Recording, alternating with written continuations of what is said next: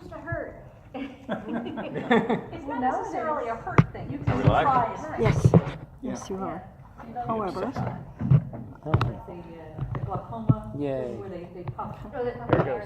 And you got space on It this doesn't thing? hurt, but it just. Oh, is it running out already? No.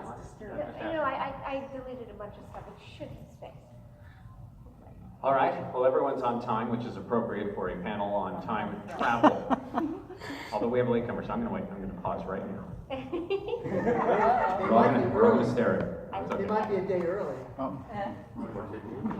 Actually, I love the current staff band. She's amazing. All right. So, ladies and gentlemen, and everyone else, folks, it is November 24th, 1963. And those of you familiar with this time know that a couple of days ago experienced one of the greatest tragedies of our time. John F. Kennedy was struck down in Dallas as his motorcade passed the Texas School Book Depository in Dealey Plaza. Governor John Connally was also hit and is in serious condition, although stable.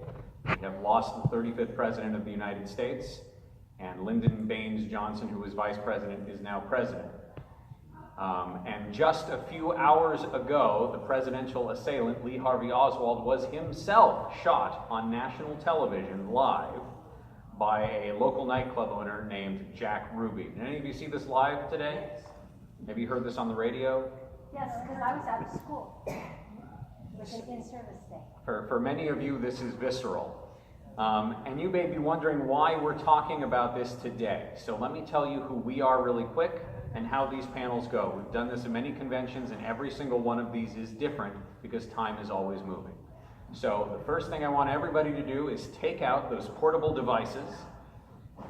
I believe you call them phones, although much more sophisticated than any phones I've seen. In fact, the most recent phone technology, everybody, take out your phones, take out your phones. Portable phone?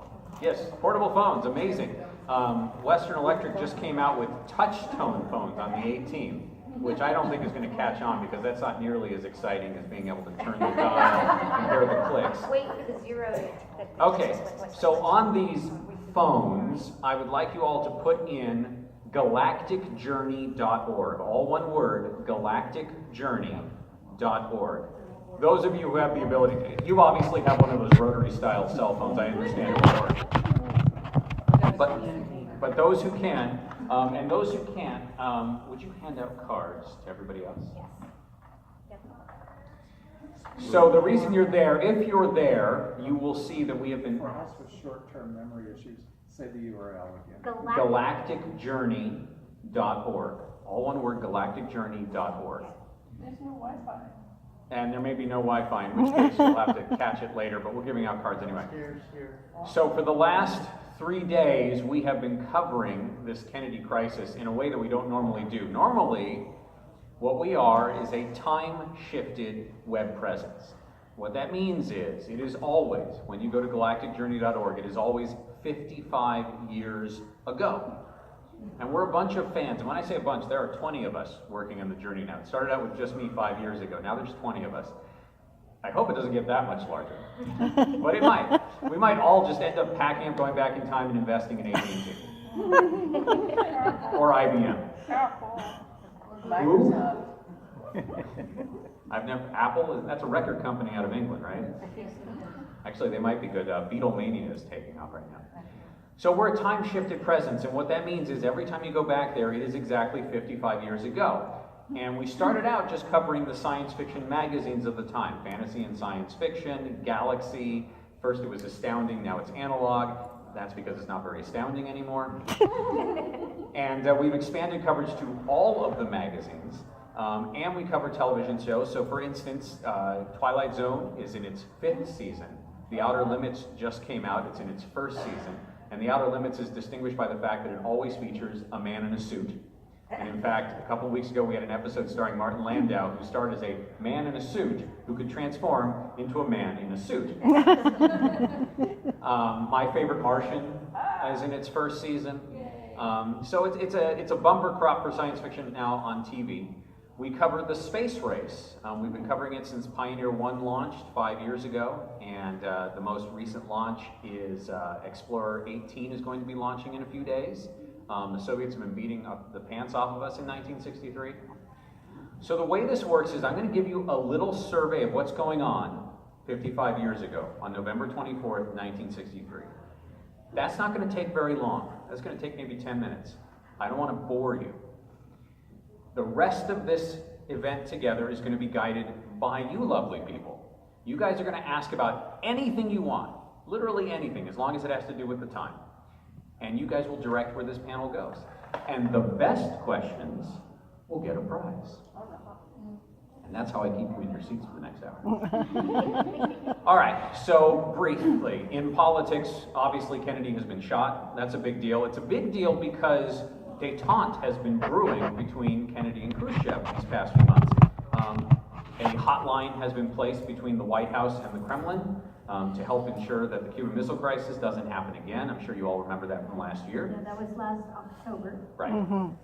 And so in the spirit of détente, Kennedy has been making increasing pushes for a joint lunar mission between the United States and the Soviet Union.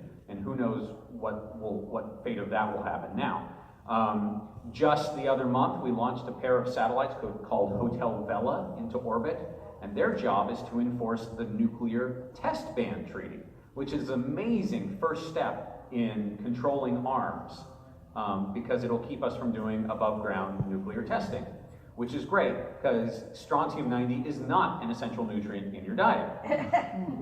Although I understand there's a friend of mine who lives in Las Vegas who's bummed that he's not going to see the daily explosions in Frenchman Flats. There's a big war heating up in Southeast Asia. First it was Laos a couple of years ago. Now it's Vietnam. I don't know if you've been following the news, but the Diem regime in South Vietnam was just toppled in a coup just a few weeks ago. And America immediately pledges support of the new military junta in South Vietnam. Can it be a junta in South Vietnam? Yeah. I don't know if you know this, but we have 8,000 troops in South Vietnam. And there's no sign that they're going to be pulled out. I don't know what Johnson's going to do with these troops. I don't know if he's going to keep escalating, but certainly there's no sign that Kennedy intended to pull any troops out of South Vietnam. And we keep being told that we can win this war, but the date by which we will win this war keeps being pushed out. In space, you guys know Gordo Cooper. He flew in May and did a day around the Earth, which sounded really impressive until Major Baikovsky and Valentina Tereshkova spent several days in orbit with each other, Vostoks 5 and 6, and that was in June. So right now, it certainly looks like the Soviets are still winning in the space program. I have a friend here who works for JPL. Go ahead and raise your hand. So she has the dubious honor of representing the organization that has failed the last 6 space shots to the moon. Thanks. Let's give her a hand. The Ranger program, ladies and gentlemen. Actually, Ranger 6 may still work. Project Gemini has been delayed. Project Apollo has been delayed. So we won't see any human space flights from our side of the pond probably until the end of 1964. We probably won't land a person on the moon until 1968, maybe even 1969, and now our president won't live to see it. As far as we know, the Russians may well beat us there at this point. Right.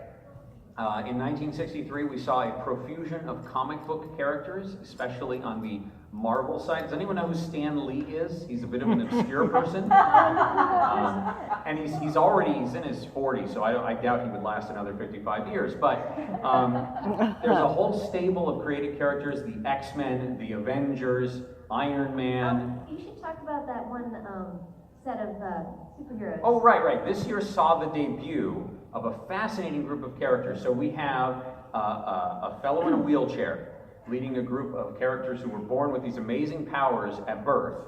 And there have, of course, one woman in it and several men. They go on adventures and try to win acceptance with humanity for their freakish powers. And of course, I'm talking about the Doom Patrol. Yeah. Any of you read the Doom Patrol? It's a new DC group. National Comics. And this is an interesting example of parallel evolution, because the X-Men and the Doom Patrol are completely unrelated and yet clearly came from a similar genesis. In fact, it is more likely that the Doom Patrol is based on an original draft of the Fantastic Four, which came out a couple of years ago. The Doom Patrol was released actually a few months before the first issue of X-Men. Right, but because of lead times, there's no way that there was any sort of incestuous relationship going on. There probably was not cross-contamination in terms of inspiration there. In music, 1963 is one of the most diverse years I've ever seen. You can listen to the radio, and at any moment you might hear folk, pop, Motown, country, surf guitar. Basically any genre competes for #1 right now in a diversity that I have not heard before and may never hear since. I understand across the pond in England, music is starting to be dominated by these 4 people who wear identical suits and hair, and this time there is no trick question, it is the Beatles. In fact, a term was coined last month to describe this phenomenon. People are going absolutely ape for these people, the Beatles. I understand they've come to America, but I imagine that their arrival has been somewhat muted by current events. They released a single this year and it completely flopped, so the Beatles may not amount to anything in America. But in England, they're quite popular. Speaking of things that happened this weekend, I don't know if you follow the trades. Obviously, I talked about American sci-fi shows. There are American sci-fi shows going on in England as well. Have any of you seen the Supercar? Have any of you seen Fireball XL5? Yes. So these are puppet shows. There's a show I keep hearing, and it's in concept but hasn't come out yet. Any of you heard the Thunderbirds? Jerry and Sylvia Anderson? Yes, that show has not come out, but I understand it is the next inevitable phase.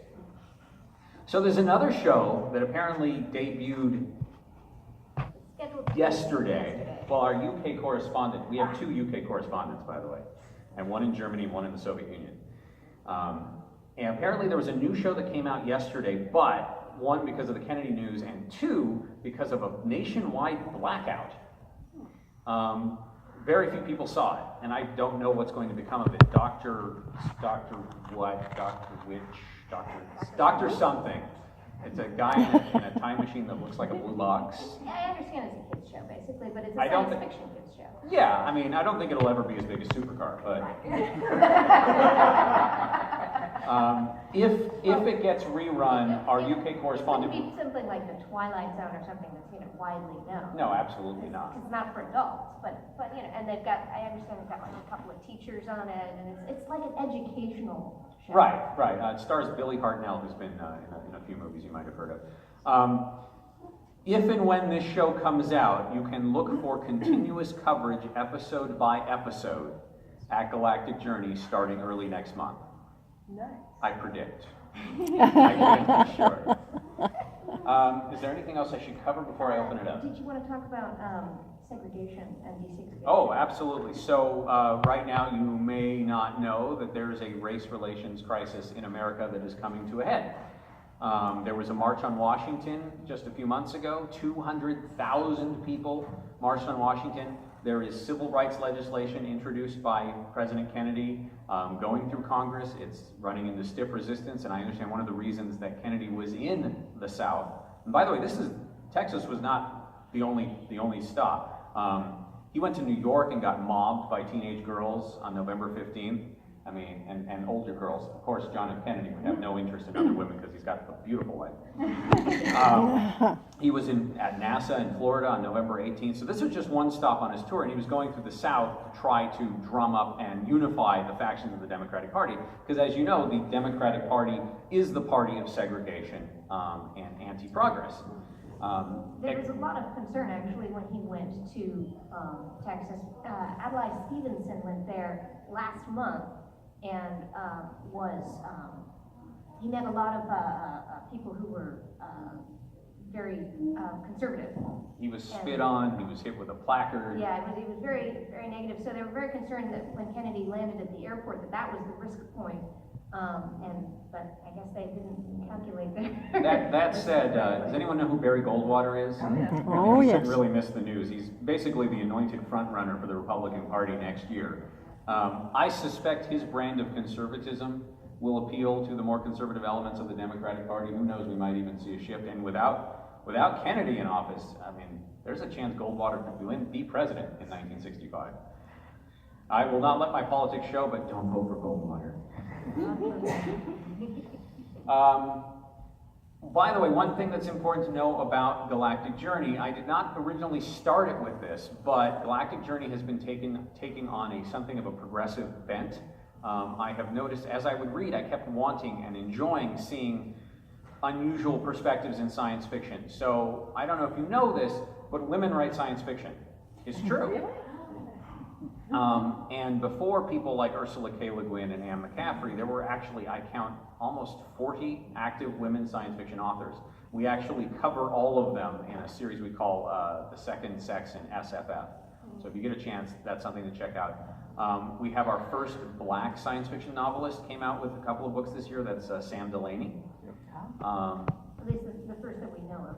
So Galactic Journey spotlights these marginalized voices as we find them, because it's easy to lose them under the Asimovs and the Besters and the Clarks. The reasoning behind this isn't just simply to highlight people because they are not the same, but because their perspectives tend to be unique and interesting. You get stories. Who's it that wrote The People? Zena Henderson. Zena Henderson. You get perspectives that are a little more unusual than the typical, 6 men on a spaceship with one woman, and they all smoke. Who serves coffee? Yeah. Everybody smokes in 1963. Mm-hmm. Everybody. You've got a ship with limited oxygen, and they're all smoking. Even in 1963, that grates. But sometimes having a little bit of highlighting these different voices gives a new and interesting perspective on the stories. Someone asked me, said, are there any queer characters in the 1960s? He's a scholar. He says, I don't think there are any. And I'm like, Evelyn Smith wrote They Also Serve in 1962, where the two characters' gayness is actually necessary to the success of a mission. And this story was a riff on a Ted Sturgeon story from 1952. And let's make this clear, they were not explicitly gay in the sense that it was not stated that they were lovers. It was implied because, of course, you could be arrested for being gay in 1963. And you certainly could not have put it explicitly in a story to state that these two men were lovers. But it is subtle and it is implied, and if you read between the lines, it's very clear that not only are they queer, but their relationship is the crux of the story and that which helps the mission succeed. And it's really interesting. It's one of the only queer stories we've seen because it's difficult to get that sort of subtle between the lines writing out in public. So you guys, this is a science fiction convention, and you guys are all science fiction fans. So what I would like to do now is open it up to questions. Whatever you want to talk about, go ahead, sir. So I understand this year Oldsmobile replaced the V8 in the, what's the name of the car? The F-85 Cutlass with a V6 with a turbocharger. With the amount of oil in the world and 18-cent gas, do you see any future for fuel-efficient high-end cars with smaller engines and turbochargers? You know, it's interesting you asked that. And by the way, have you followed the career of George Romney? He's a governor now, but he used to run Studebaker. The trend. He lost though. No, he won. His plan to lower taxes, as you know, Republicans tend to be for higher taxes. His plan to raise taxes failed. In Michigan. Right. Kennedy is for lower taxes because Democrats are for lower taxes, Republicans are for higher taxes. Right? I mean, that's probably never going to change. The trend has been since the late 50s against really big cars. The compact seems to be taking off, and we're even getting foreign compacts like the Volkswagen. Yes, gas is comparatively cheap, but I think people still like economy. I don't know if you've noticed the air quality in Los Angeles lately in the 60s. It's pretty bad. So I think the trend is still, despite the ubiquity of gasoline and how cheap it is, I think people still want to spend less if they can. Because this is the same year they came out with like the 455 cubic inch Oldsmobile. There's no accounting for taste. You know, they don't have fins on cars anymore either. Yeah. Next up, who we got? What's your favorite magazine from 1963? Science fiction magazine. Life isn't science fiction, although they do feature articles on the Mercury 7. Playboy. Yeah, Playboy. There's a lot of good science fiction coming out in Playboy. Oh yeah, absolutely. Bob Sheckley, Harlan Ellison, a bunch of big names. Playboy is a very prestigious place to get your science fiction published. I may have the year wrong. I read it just for the articles. Argosy, yes. Argosy has got, and Argosy has a long history, and a lot of science fiction magazines also publish reprints from Argosy. I don't know if you guys know this, but there was 40 science fiction magazines coming out every month in the early 50s. And by the end of the 50s, there were 6. Part of that is because the distributor went out of business for unsavory practices, and also because the land that the publishing house was on was worth more than the publishing house. So they just closed down. Oh, that was a fascinating story. But also, just, 40 magazines. It's hard to fill 40 magazines with quality science fiction. How many of you read Astounding? Are there any Scientologists in the room? No? Gosh, no fans of Dianetics here, huh? Okay. Fantasy and science fiction fans? My favorite is Fate for science fiction. Fate. Yeah, Fate magazine. I have not heard of that magazine. When did it start coming out? I remember it. Late 50s. Interesting. I've not heard of it. And it's specifically science fiction? No, it is not. It's supposed to be unusual truth, but it's mostly science fiction. Got it. There's a lot of new age religions, flying saucer stuff that we call that on the periphery of science fiction. And when we say periphery, we mean it's not science fiction. But we do cover it in the journey. In fact, our correspondent Erica Frank has written several articles now on, I don't want to denigrate them in any way, but I would say they're kooky new age religions.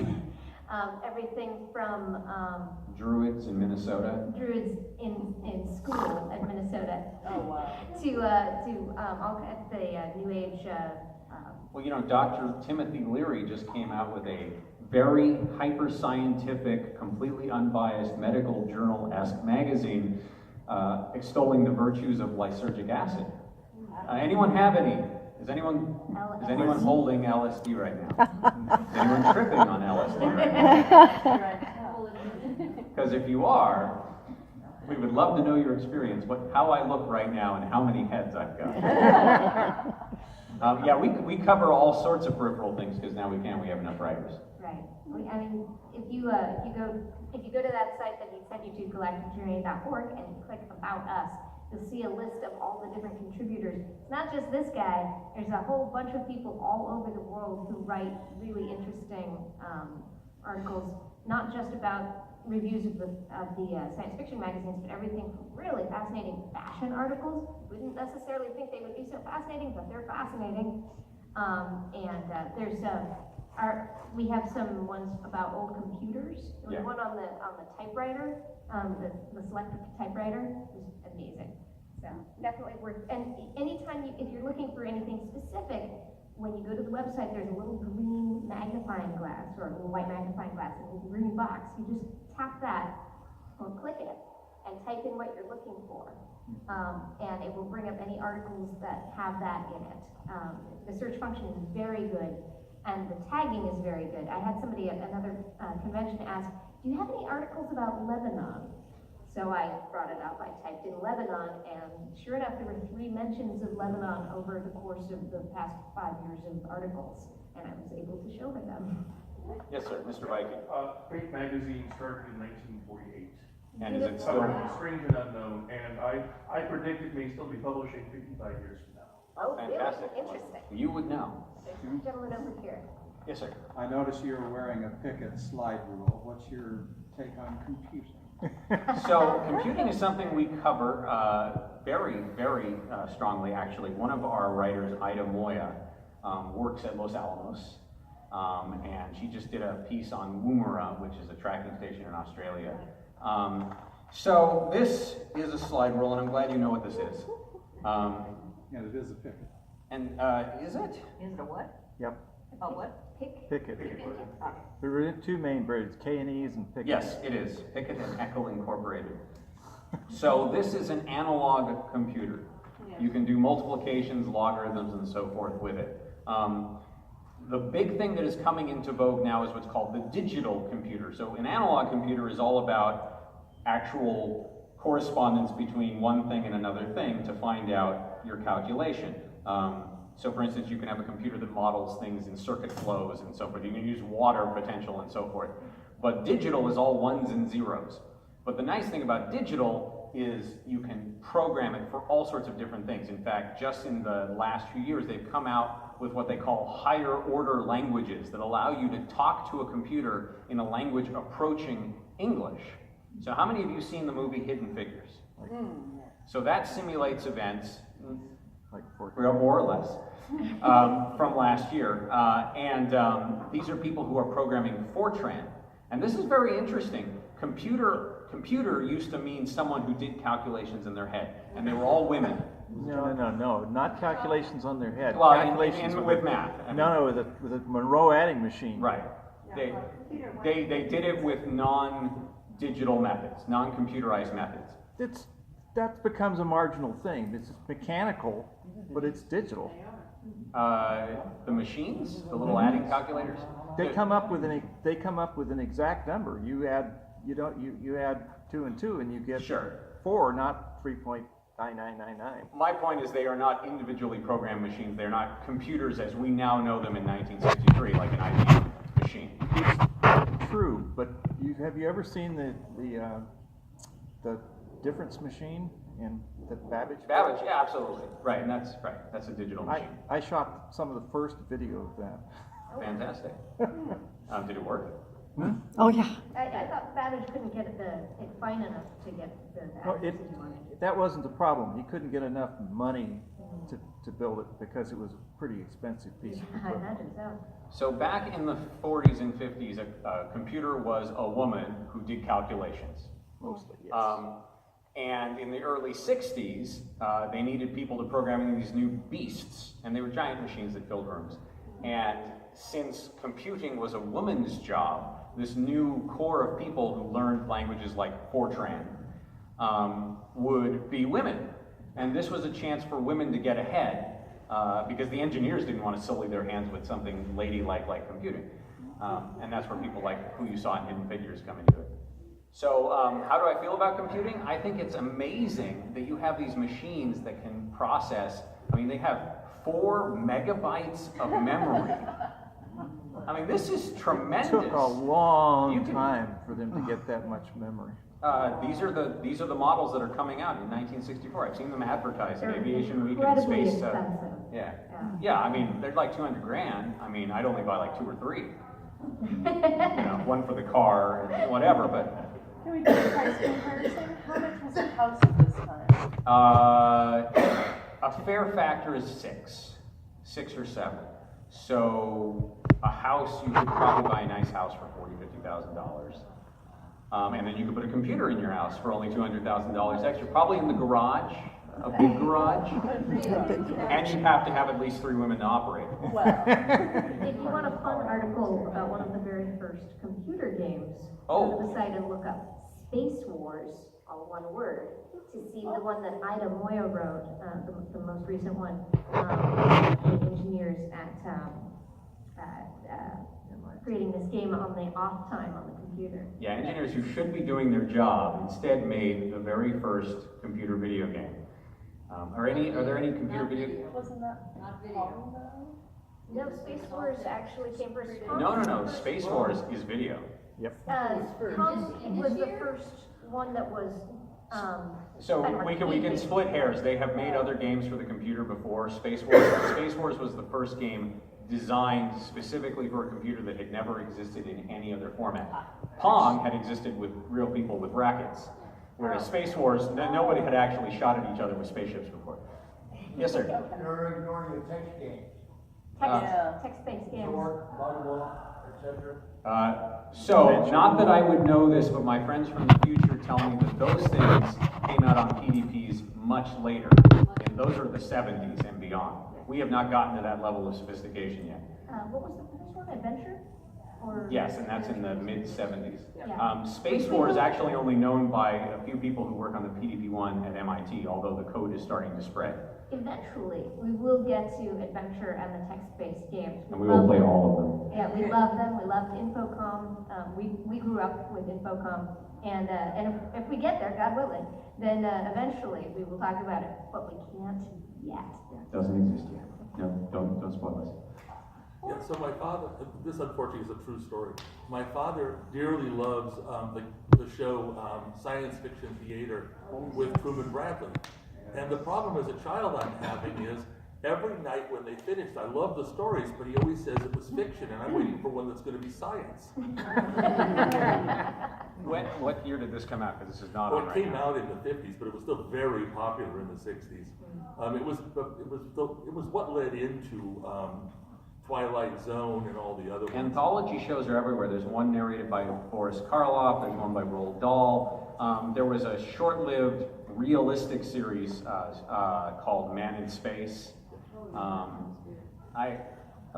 By the way, if you go to the site, unfortunately you won't see it because we changed the banner to reflect Kennedy's death. But normally at the top we have Dr. Martha Dane, who is a character drawn by Laura's husband, which was really exciting to meet her today. Yeah, that's on the cards, the woman on the cards.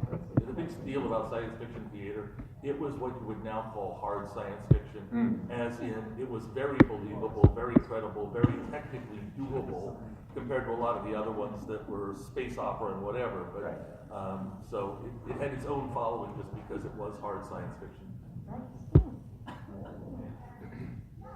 Questions? I was wondering, you mentioned that your show is taking a liberal angle. I feel like we could be too liberal. I've heard people advocating that movies should stop being family friendly for everyone and might even start adding swear words or things like that. We remember that Gone with the Wind controversy decades ago. Do you have an opinion about this? Science fiction is no stranger to controversial things. Have any of you seen The World, the Flesh, and the Devil? I have one person. So this movie came out in 1959, so just 4 years ago. So it's a current movie. And it is a post-apocalyptic movie starring Harry Belafonte and Inger Stevens and Mel Ferrer. And it is all about this budding relationship between the two people who think they're the last people on Earth, Harry Belafonte and Inger Stevens. I don't know if you know this, but Harry Belafonte is black, and Inger Stevens is white. And very early on, it is clear there are sparks between them, and she absolutely wants something to happen. And Harry Belafonte says in no uncertain terms, look, I'm a colored person, this is not going to work, even though they're the only two people left on Earth. And yet, it's clear that something is going to happen.